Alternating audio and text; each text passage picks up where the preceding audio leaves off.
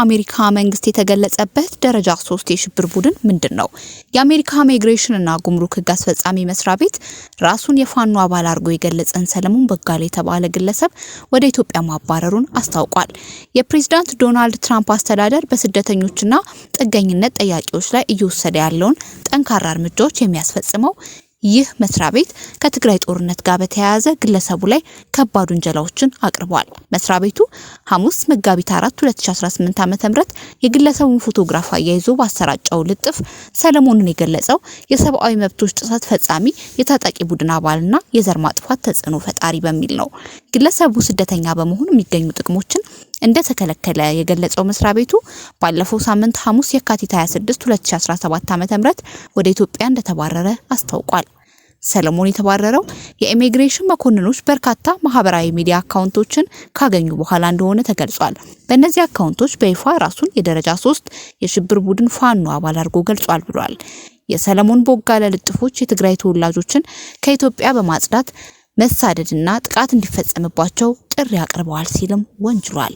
በፌስቡክ ላይ ከ100 ሺህ በላይ ተከታዮች ያሉት ሰለሞን የትግራይ ተወላጆች ላይ ጥቃት እንዲፈጸም አነሳስተዋል ከተባሉ የማህበራዊ ሚዲያ ልጥፎች ጋር በተያያዘ ስሙ ሲነሳ ይህ የመጀመሪያው አይደለም። ዘ ቢሮ ኦፍ ኢንቨስቲጌቲቭ ጆርናሊዝም የተባለው ለትርፍ ያልተቋቋመ የምርመራ ጋዜጠኝነት ማዕከል ላይ በአውሮፓውያኑ 2022 የወጣ አንድ የምርምር ዘገባ ሰለሞንን ጠቅሶታል። ዘገባው ፌስቡክ የማህበራዊ ሚዲያ አክቲቪስቶች ከትግራይ ጦርነት ጋር በተያያዘ ኢትዮጵያ ውስጥ ብሔር ተኮር ግድያ እንዲፈጸም እንዲነሳሱ አስችሏል በሚል ለተጎጂዎች ስለቀረበበት ክስ ያትታል። ዘገባው በአማራ ክልል ጎንደር ከተማ ውስጥ የተገደሉ አንድ የትግራይ ተወላጅ ታሪክን በማሳያነት የጠቀሰ ሲሆን ቤተሰቦቻቸው ግድያ እንዲፈጸም አነሳስቷል በሚል ካነሷቸው ልጥፎች አንዱ የሰለሞን ቦጋለ ነው። ቢቢሲ በአሜሪካ ኢሚግሬሽን እና ጉምሩክ ህግ አስፈጻሚ መስሪያ ቤት የቀረበው ውንጀላ በተመለከተ የሰለሞን አስተያየት ለማካተት ያቀረበው ጥያቄ እስካሁን ምላሽ አላገኘም። ይሁን እንጂ ሰለሞን ሐሙስ ምሽት ዘሀበሻ ለተባለው የበይነ መረብ መገናኛ ብዙሃን በሰጠው ቃለ ምልልስ የቀረቡበትን ክሶች ውድቅ አድርጓል። ሰለሞን ለ2 ወር ገደማ ታስሮ ወደ ኢትዮጵያ መባረሩን ያረጋገጠ ሲሆን በቁጥጥር ስር የዋለው ለጥገኝነት ጥያቄ ቀጠሮ ወደ ፍርድ ቤት በሄደበት ወቅት እንደሆነ ተናግሯል። የሐሰት መረጃ እንደቀረበበትና ዘመቻ እንደተደረገበት የገለጸው ሰለሞን እንደ ህዝብ ጥቃትን የሚያነሳሳ ጽሁፍ እንዳላጋራ በመግለጽ አስተባብሏል። ታጣቂው ኃይል ፋኖ የገለጸበት ደረጃ 3 የሽብር ቡድን ምንድነው? የአሜሪካው ስደተኞች ተቆጣጣሪ መስሪያ ቤት ሰለሞን አባል የሆነበት የፋኖ ኃይል በደረጃ 3 የሽብር ቡድንነት የተመደበ እንደሆነ መግለጹ ማህበራዊ ሚዲያ ላይ መነጋገሪያም ሆኗል።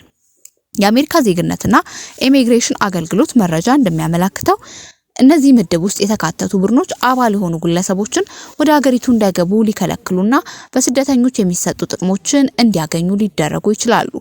ከሽብርተኝነት ጋር የተያዙ ድርጊቶች በአንጻራዊነት ሰፊ እንደሆኑ የሚጠቅሰው መስሪያ ቤቱ መረጃ ብዙውን ጊዜ ከሽብርተኝነት ጋር ግንኙነት እንዳላቸው በማይታሰቡ ግለሰቦችና እንቅስቃሴዎች ላይ ተግባራዊ ሊሆን እንደሚችል አስፍሯል።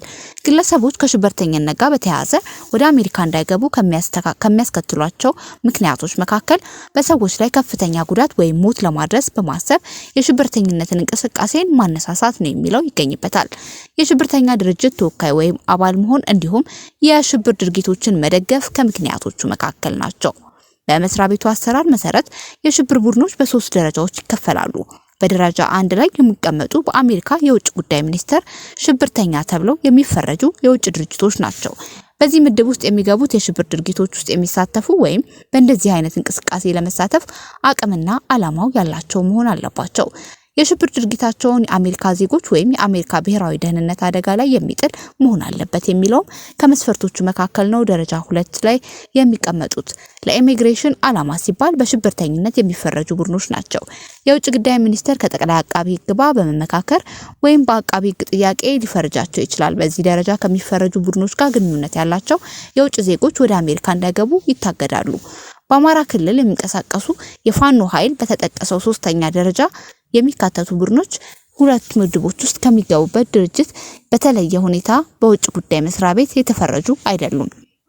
በዚህ ምድብ ውስጥ የሚካተቱት ድርጅቶች ያልተፈረጀ የሽብር ድርጅት ተብለውም እንደሚጠሩ የአሜሪካ የዜግነትና ኢሚግሬሽን አገልግሎት መረጃ ያመለክታል። 2 ወይም ከዚያ በላይ ግለሰቦችን የያዘ ቡድን በዚህ ውስጥ እንደሚካተትም የሚገልጸው መረጃው ተደራጅተው ወይም አልተደራጁ ሊሆን እንደሚችሉም ጠቅሷል። በሽብር ድርጊቱ ውስጥ የሚሳተፉ ወይም የሚሳተፍ ንዑስ ቡድን ያላቸው ድርጅቶች እዚህ ምድብ ውስጥ እንደሚገቡ ተገልጿል። ልክ እንደ ደረጃ 1፣ ደረጃ 2 ድርጅቶች መደበኛ የፍረጃ ሂደት ውስጥ ባያልፉም ድርጊቶቻቸው ብቻቸውን እንደ ሽብር ድርጅት ለመቆጣጠር ያበቋቸዋል ሲል ያብራራል። መስሪያ ቤቱ እንደሚያስረዳው አንድ ቡድን ደረጃ 3 የሽብር ድርጅት ተብሎ ይጠራ አይጠራ የሚለው የሚወሰነው በአጠቃላይ ፍረጃ አይደለም።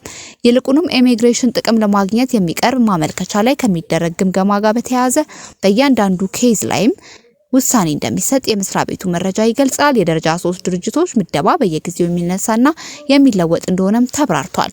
ሰለሞን በሰጠው ቃለ መጠይቅ በቁጥጥር ስር የዋለው የስደተኝነት ማመልከቻውን በተመለከተ ለተሰጠው ቀጠሮ ፍርድ ቤት በተገኘበት ሰዓት እንደሆነ ተናግሯል። ውንጀላው የቀረበበትም በትግራይ ጦርነት ጋር በተያያዙ የፌስቡክ ልጥፎች እንደሆነ ጠቁሟል። በስደተኞች ላይ ጠንካራ እርምጃዎች እየወሰደ ያለው የፕሬዝዳንት ትራምፕ አስተዳደር ከዚህ ቀደም ቪዛ የተሰጣቸው ሰዎችን ማህበራዊ ሚዲያ ልጥፎች እየተከታተለ እርምጃ ለመውሰድ ይጠቀማል የሚል ክስ ቀርቦበት ነበር። ይህን ክስ ያቀረቡት የአሜሪካ ሰራተኛ ማህበራት እርምጃው ሀሳቡን በነጻነት የመግለጽ መብትን ይጋፋል ማለታቸውን ሮይተርስ የዜና ወኪል ዘግቦ ነበር።